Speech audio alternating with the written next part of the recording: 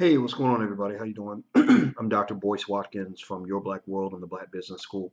I saw this really interesting and somewhat disturbing um, letter, email, memo, whatever you want to call it, with Steve Harvey talking to his employees out of Chicago. Now, he sent, according to robertfeder.com, this is a leaked memo, and this yes, Robert Feder is a journalist who has a blog under an agreement with the Daily Herald. And basically, Feder and some other people took offense to Steve Harvey, in the way he kind of left to go to LA. In case you don't know, there's a Jewish talent agent at William Morris, who's actually the brother of Chicago Mayor Rahm Emanuel, who who's backing Steve's new daytime talk show called Steve, which is going to be shot in L.A. Now, Steve before I guess was doing a lot of stuff in Chicago, and there was a lot of concern that Steve about the way Steve treated his loyal employees. A lot of the people wanted to leave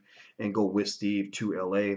And Steve apparently, according to this memo and according to the media reports, didn't interview anybody to ask him if they wanted to come with him, didn't give him an opportunity. And then he sent this really interesting letter out to the people on his team. And I want to read this, and then I'm going to kind of give you a couple of thoughts about this and lace it with analysis based on what I've seen from Steve throughout the years. Here's what it says. It says, "Good morning, everyone. Welcome back. I'd like you all to review and adhere to the following notes and rules for season 5 of my talk show. There will be no meetings in my dressing room, no stopping by or popping in. No one. Do not come to my dressing room unless invited. Do not open my dressing room door. If you open my door, expect to be removed. My security team will stop everyone from standing at my door who have the intent to see or speak to me. I want all the ambushing to stop now. That includes TV staff. You must schedule an appointment. I have been taken advantage of by my lenient policy in the past. This ends now. No more. Do not approach me while I'm in the makeup chair unless I ask to speak with you directly. Either knock or use the doorbell. I am seeking more free time for me throughout the day. Do not wait in any hallway to speak to me. I hate being ambushed. Please make an appointment. I promise you, I will not entertain you in the hallway. Do not attempt to walk with me. If you're reading this, I mean you. Everyone, do not take offense to the new way of doing business. It is for the good of my personal life and enjoyment. Thank you all." Now, here's some quick thoughts on this. Again, I don't know Steve. I have not met him. I know people that know him, and I've seen cases where he's actually been helpful to specific people. But here's what my take is on this based on what I know about Steve, and I'm just going to be as honest with you as I possibly can. I'm gonna tell you like this. There's a part of Steve Harvey that to me honestly has always come off as a little bit of an arrogant prick. He might fit into the category of what some people will call a coon. Because y'all recall back in the day, that I'm not calling him a coon. I'm saying that if you called him one, I wouldn't disagree with you.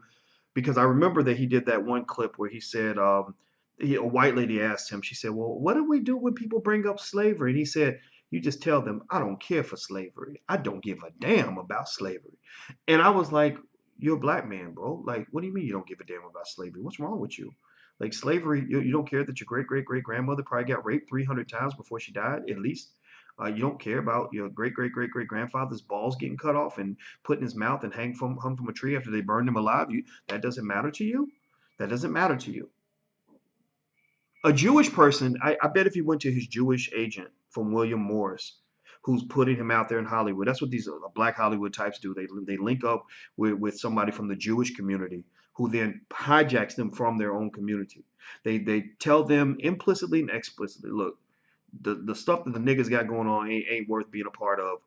Be a part of us. Support us. So now Steve doles out millions of dollars to the Jewish community, and therefore he gets opportunities. That's what happens. You get a few black people, a small percentage, 1% of 1%, that become the selected Negroes. The Jews grab them and put them on a platform, and then other black people sit back and admire, like, "Oh, you're so wonderful." And really, the only reason you admire that person is for two reasons: one, because they're famous, and two, because they have money, and that's it. That's all. That's the only reason you admire them.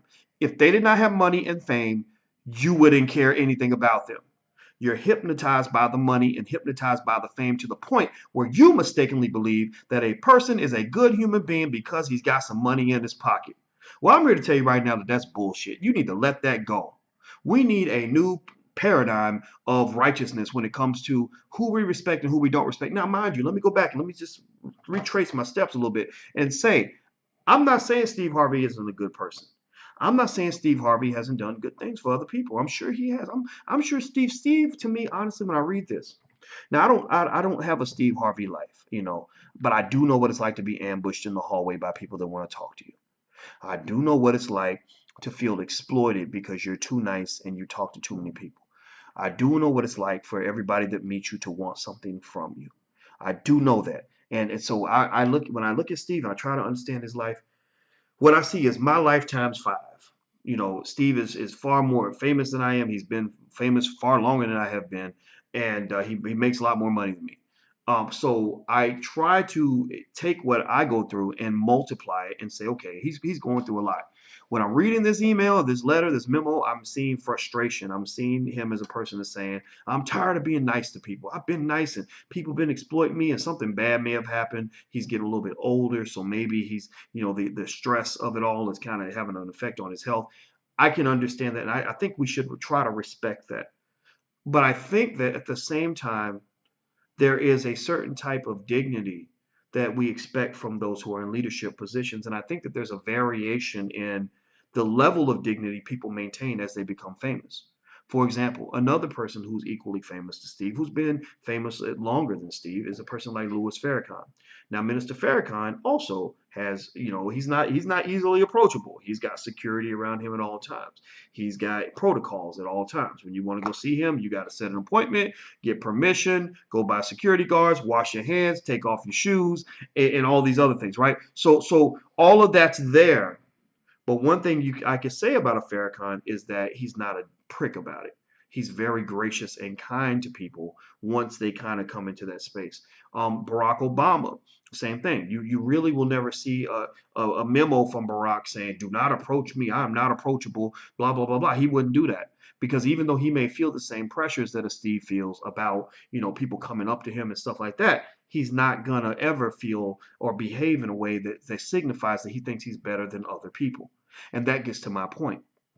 The thing about Steve, and this is something I picked up just from numerous conversations from people that know him and what I've seen, not just publicly, but privately as well. The thing about Steve, in my opinion, is that Steve is a black celebrity who really thinks he's better than other people. He thinks that what he's got going on matters more than what you got going on. Somebody mentioned to me one time that he was doing the Hoodie Awards, and he told the people who received the award, he said something like, what was it that was said to me? It was by somebody that knows him pretty well. Um, he said, now don't be up there talking and thanking your little Twitter followers. Don't nobody care nothing about you. Don't nobody care. I don't care if you got a few followers on Instagram. That don't matter. Don't nobody want to hear about that. And so in a way, what that came off to me as is it's minimizing what other people have done. Like now his Instagram followers, now that's important apparently because that's his and he's got a lot more. But what about that person who's proud of the fact that they have 800 followers on Twitter? Or that person who had to work their ass off to get their little 1,347 subscribers on YouTube. Why not try to show some respect toward that? Another person told me it had to do with a deal he had with Home Depot, and he did. Apparently, that's what she said. She said he did kind of the same thing. This sort of like, well, do not approach the people, do not talk to them, do not come up to them, do not, da, da, da. And we do that sometimes in the black community because we don't respect black people, we don't respect each other. I'm sorry, but you're sitting there, man, next to this Jewish manager who ain't shit. And this Jewish guy, and I'm not dissing Jews, I'm talking about him. I'm talking about this guy who ain't even part of your community, who's the brother of Rahm Emanuel, the mayor who covered up the murder of a black man so he could fool black people into keeping him in office. So why does that person deserve your time? But that little old black lady who loves you, who's followed you, who supported you back when nobody cared about you, why does that person not matter? Why can't you, as you move to LA? I don't understand it. I would love to hear more. Why can't you allow a couple of people who were loyal to you in Chicago to follow you to LA, man? I mean, they love you. They worship you. I don't worship you. I'm never going to worship you, but they do. Why can't a couple of them get an interview and get an opportunity to move with you to this new platform? This might be all they've got. Now again, I don't know. I don't get it. Maybe there's something in the celebrity Kool-Aid that I don't know. I'm not a mainstream type of guy. I have a few million followers and all that, but I'm not mainstream. You're not gonna see me have a show on NBC, ABC, none of that. I don't want none of that. I don't want to be with the William Morris agency. I don't want to do any of that. But there's something that's in the Kool-Aid that sort of seems to make people really smell their own shit. I mean, you really think that they are truly some kind of God, that they're just different from everybody else, that makes them really feel okay with blatant disrespect. And I'll give you some examples. Three examples that I saw up close that really bother me. One is, well, Steve, the Steve thing, I didn't see this up close. So that's one that I've read the media reports, and I know people that know Steve, and I've kind of watched him over the years and watched how he moves, and I don't like it most of the time. I really don't, to be honest with you. Then there was when Wendy Williams went to TV, when she left her radio show to go to TV. And I went to Wendy, I was on Wendy's show 6 times. I love Wendy as a radio show host. She was the best radio show host I ever worked with. Far better than guys like Tom Joyner. Tom Joyner was, he was okay. Wendy was great. And I talked to Wendy for like an hour before she went to television. And it was a big move for her. And I remember being flabbergasted by the fact that when she left, she didn't bring anybody with her who supported her on radio. Nobody that I know of. All the friends I have who work with Wendy, I made friends with some of the people like Charlemagne and a couple other people. I won't name them. And it seemed like, and I said, wait, Wendy just abandoned all of y'all? Like she didn't bring none of y'all?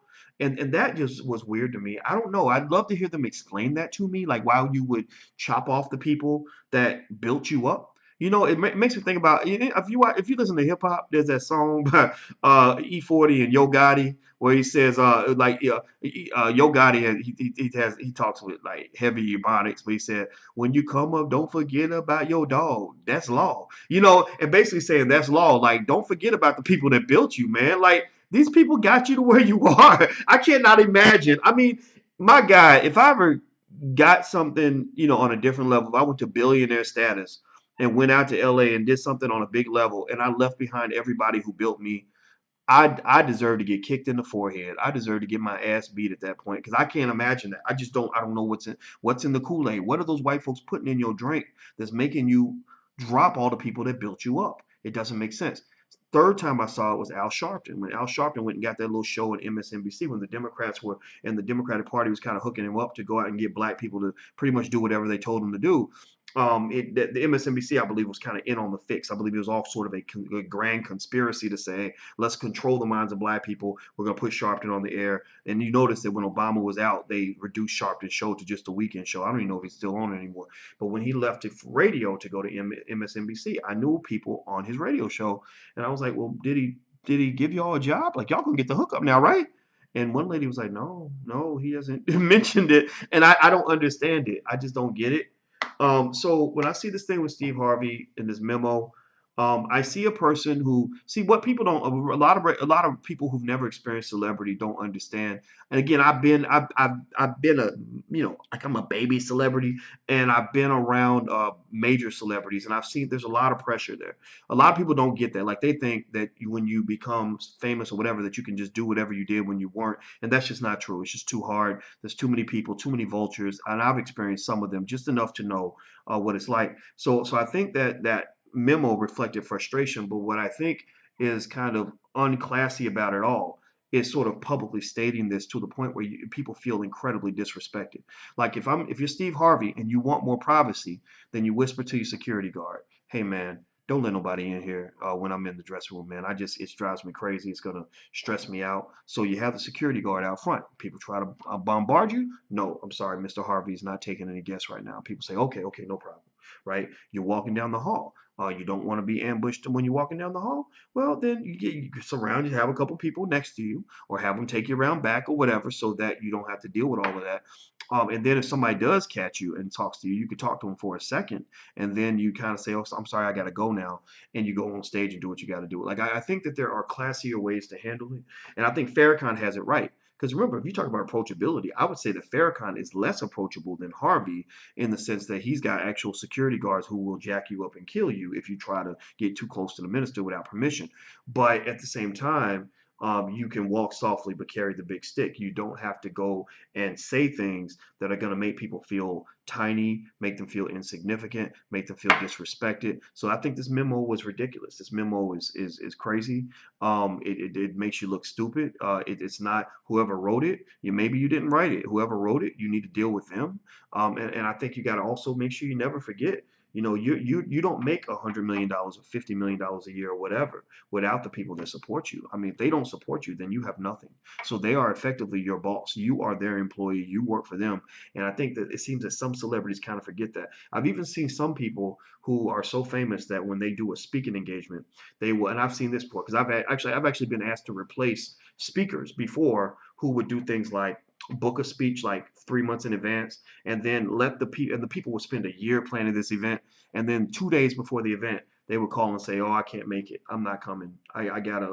I'm going to a baseball game that day, or I forgot my wife's birthday was 2 days after. I want to get ready. Whatever it is, they'll bail out at the last minute, and the people will be asked out because they won't have anybody available for their speech. And so they will call me in a panic sometimes and say, "Hey, Dr. Watkins, can you cover for so and so because he just bailed out at the last minute and I don't know what happened?" And I'm like, "Yeah, absolutely. I'm honored to come and speak for thousands of dollars to talk for 30 minutes or 45 minutes. Sign me up." And they're like, "Well, do you need a first class ticket? Do you need, a 5-star restaurant? Do you need a police escort?" No, I'm like, "No, you're paying me money to come and talk for 30 minutes. Do you know how much of an honor that is? How much of a privilege that is?" Yes, just I'll be there. Y'all just set it up with my assistant. I'll be there. And I think, and again, maybe I just don't understand it, but I think that you get people sometimes to the point where they just start believing the nonsense. They believe too much of the hype, and I just think it's sad because you kind of forget what's real and who you actually work for. So that's it. That's it. That's my take on Steve Harvey. I think Steve is a brilliant guy. I mean, he somehow has convinced people that he's a relationship expert, which I mean, he's on his third marriage, so maybe that means he knows a lot about getting married and getting divorced. He's never got any training in marital therapy or anything, which if I'm a therapist, I would be offended by that. He's been able to parlay this Think Like a Man brand into something special. He's doing his TV shows. The Jewish and white people are booking him like crazy. So he's the favorite Negro. God bless him for that. But I just say at the end of the day, you got to understand, man, black people built you. Black people were the ones watching that bullshit Steve Harvey show 20 years ago. Black people were the ones who were cheering for you at the Apollo. And there are some black people who are going to always cheer for you because they just, we mistakenly believe that acceptance and validation from white people is equivalent to black success when it's really not equivalent to black success. It's actually equivalent to a commitment to white supremacy and successful assimilation. That's what it effectively is. It's not success. But we have some black people who haven't thought deeply enough about that, so they really believe that because the Negro's on TV, because white folks put him on TV, oh, he must be smart, he must be successful, he must be better than the rest of us. And I'm not, I don't subscribe to any of that. I encourage you to reconsider that. And I'm gonna tell you what, as far as I'm concerned, when I'm hearing the way Steve Harvey treated the people that work for him, I say shame on you, man. These people gave you their lives, they gave you their very best, and you're giving them your very worst, and that to me makes you nothing but a dirty dog, man. That's just wrong, and it's corrupt, and it's horrible, and maybe I'm wrong about it. Maybe there's another memo or something else that someone can send me that will prove me wrong or show me. And if I'm wrong, then I'll admit that I'm wrong. But damn it, I've just seen too much over the years, and it just makes me sad when you have prominent black people who just behave in ways that just don't make any sense. So I'm out of here, guys. I'm about to go. Don't forget, if you want to sign up at the Black Wealth Bootcamp, it's not too late. We do teach how to get started on your wealth building journey. I have my PhDs in finance, and so I use all of that to teach you everything I know. So if you're interested, please sign up at theblackwellthbootcamp.com. That's theblackwellthbootcamp.com.